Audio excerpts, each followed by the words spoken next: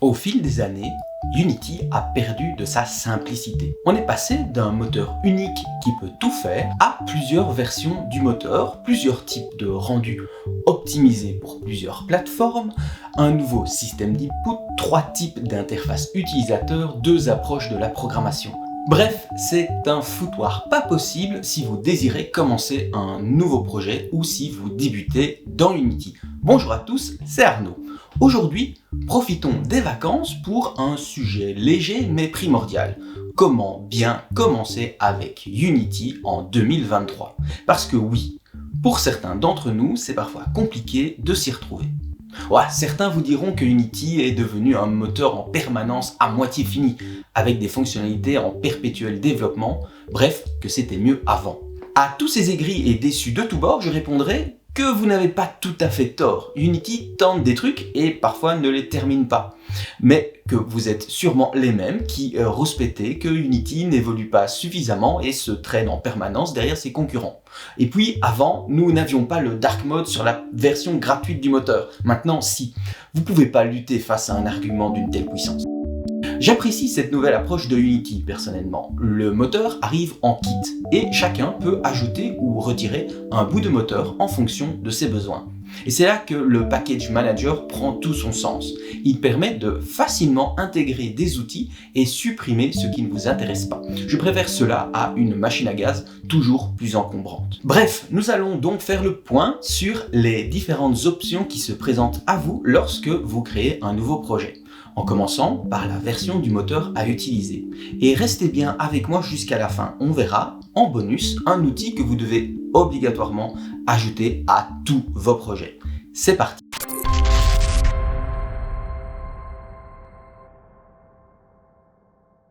Commençons par la version de Unity à utiliser. Pour faire très simple, limitez-vous à l'utilisation des versions LTS du moteur pour Long Term Support. Ce sont des versions stables du moteur qui seront régulièrement mises à jour pendant 2 ans avec des correctifs de bugs, mais aucune nouvelle fonctionnalité ne sera ajoutée et aucun changement drastique du moteur ne sera appliqué. Cela vous garantit un développement sans trop de mauvaises surprises. Si vous êtes en phase de prototypage ou si votre jeu a vraiment besoin d'une fonctionnalité encore au stade de développement, vous pouvez utiliser la version normale de Unity.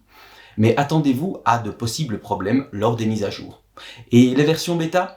Laissez cela aux chercheurs de bugs, aux experts et autres bons samaritains qui bossent dans l'ombre pour qu'un jour, nous, pauvres mortels, puissions profiter d'une nouvelle version de notre moteur préféré. Alors, pas touche. Et je vous conseille aussi d'installer le Unity Hub qui permet de facilement gérer les différentes versions du moteur. Si vous bossez sur plusieurs projets, chacun sur une version différente du moteur, le Hub est ce qu'il vous faut. Et lorsque vous installerez une nouvelle version, vous pourrez facilement sélectionner quels plugins doivent être ajoutés. C'est franchement très pratique. Passons maintenant au moteur de rendu. Pendant longtemps, Unity c'était un seul moteur de rendu graphique. Pas besoin de se poser de questions simples, basiques. Puis, pour la version 2018, sont apparus les Scriptable Render Pipeline, ou SRP. Ces nouveaux outils permettent de contrôler, configurer et effectuer le rendu dans Unity grâce au langage C#. Cela donne aux développeurs plus de liberté dans la manière d'afficher leur jeu à l'écran. Les SRP permettent aussi d'accéder aux derniers outils de Unity comme le Shader Graph et le Visual Effect Graph. 2 outils extrêmement importants pour créer soi-même des shaders de manière graphique ou avoir accès à une nouvelle méthode de création d'effets. Mais nous ne sommes pas tous des ingénieurs graphiques de haut vol, alors Unity nous a proposé 2 SRP déjà optimisés pour 2 types de matériel. Le URP pour Universal Render Pipeline est parfait pour le mobile et du matériel de moyenne gamme. L'HDRP pour High Definition Render Pipeline, lui, se concentre sur les projets pour PC haut de gamme et les consoles de jeux. Et il vous est toujours possible de choisir le moteur de rendu classique qu'on appelle le Built-in Render Pipeline. Mais alors, dites au revoir au Shader Graph et Visual Effect Graph. Bon, alors, quelle technique de rendu choisir ? Vous devez vous poser la question suivante. Sur quelle plateforme mon projet sera déployé ? Si vous bossez sur un projet ambitieux visuellement destiné au meilleur matériel, regardez du côté du HDRP. Il donne accès à des fonctionnalités exclusives comme le ray tracing. Si vous développez un jeu low poly avec peu de lumière sur mobile ou sur tout support et que vous prévoyez d'utiliser Shader Graph par exemple, eh bien, utilisez URP. Une question bonus que vous pouvez vous poser, c'est la compatibilité du render pipeline avec les plugins dont vous disposez.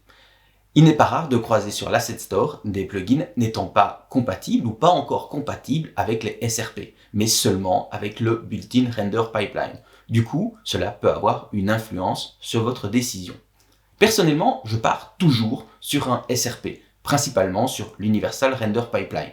Le boost de performance que celui-ci offre est impressionnant et j'adore jouer avec Shader Graph et le Visual Effect Graph.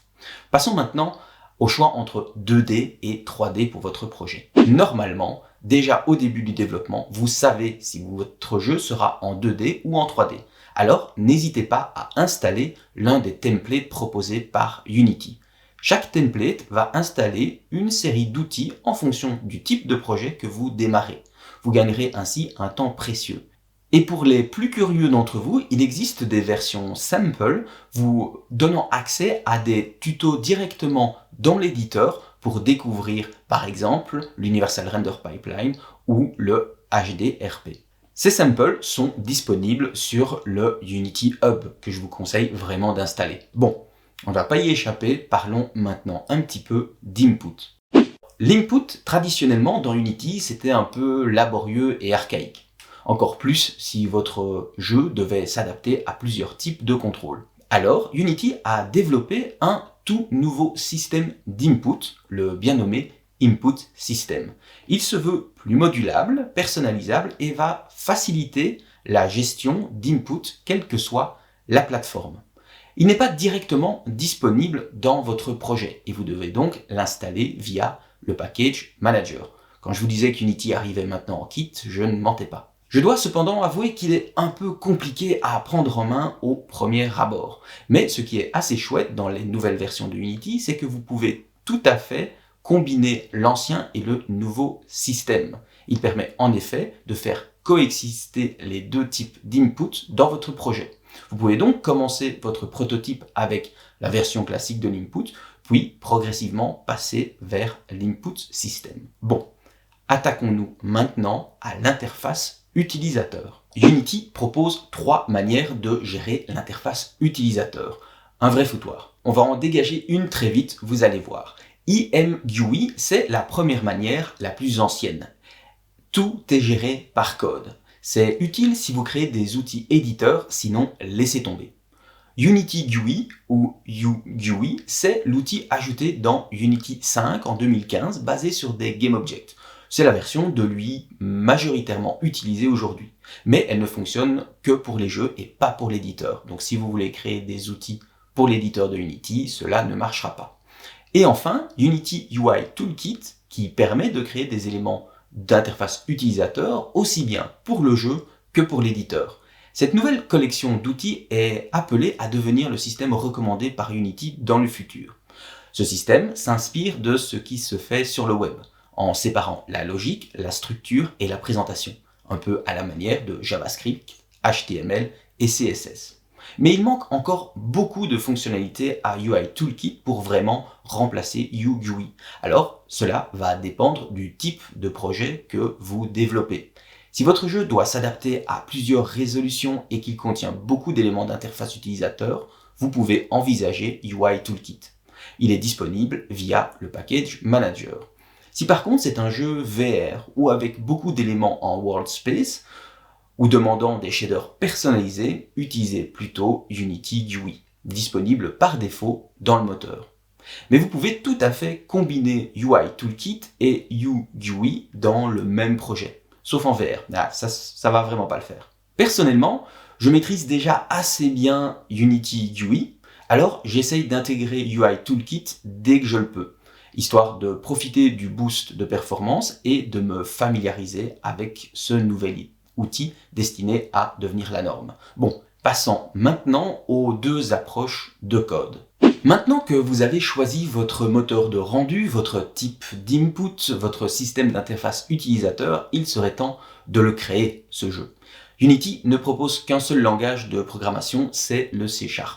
Et pour la plupart d'entre nous, on pourrait franchement s'arrêter là. Mais peut-être avez-vous entendu parler de DOTS. C'est l'acronyme de Data Oriented Technology Stack. Et c'est une petite révolution au sein du moteur Unity. Il propose une approche très différente de la programmation. L'approche orientée data. Cette approche offre aux développeurs un niveau de performance impressionnant en ouvrant les portes du multithreading. Mais elle demande de complètement revoir la manière de créer du code dans Unity. Toujours en C#, mais en pensant à nos systèmes d'une manière totalement nouvelle. Cette approche est destinée aux développeurs chevronnés cherchant un boost significatif des performances de leur jeu. C'est typiquement l'approche recommandée pour des jeux avec beaucoup d'unités à l'écran ou devant effectuer énormément de grosses opérations mathématiques. DOTS est un sujet passionnant qui mérite amplement sa série de tutoriels et on y reviendra. Mais retenez ceci, ne plongez dans DOTS que si cela vous est vraiment nécessaire ou si vous êtes curieux. Pour le reste, l'approche traditionnelle de Unity, celle de Mono Behavior, sera pour le moment la bonne. Vous avez toutes les informations nécessaires pour démarrer le développement d'un jeu dans les meilleures conditions. Mais il reste un point à aborder, qui ne concerne pas exclusivement Unity, mais qui est indispensable à tout projet informatique, et c'est le versionning. Si vous sauvez vos projets sur Dropbox ou encore pire sur votre disque dur, vous êtes en danger.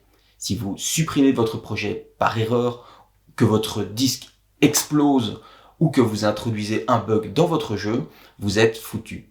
Et si vous travaillez en groupe, cela devient vite ingérable, à moins d'avoir un outil de versionning. Un outil de versionning permet de monitorer les changements apportés à un projet, fusionner le travail des membres de l'équipe et stocker le tout sur Internet pour plus de sécurité.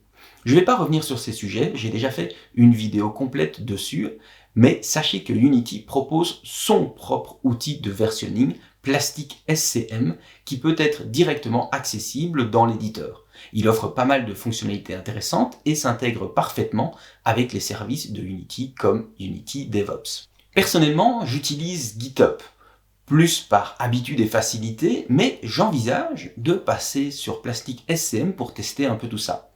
Mais quel que soit votre choix, utiliser un outil de versionning, c'est très important. Merci beaucoup d'avoir regardé cette vidéo jusqu'au bout et j'espère que maintenant vous y voyez un peu plus clair et que vous choisirez les bons outils pour votre prochain projet. Et si vous voulez en connaître plus sur le nouvel système d'interface utilisateur, c'est par ici que cela se passe. Allez, bisous!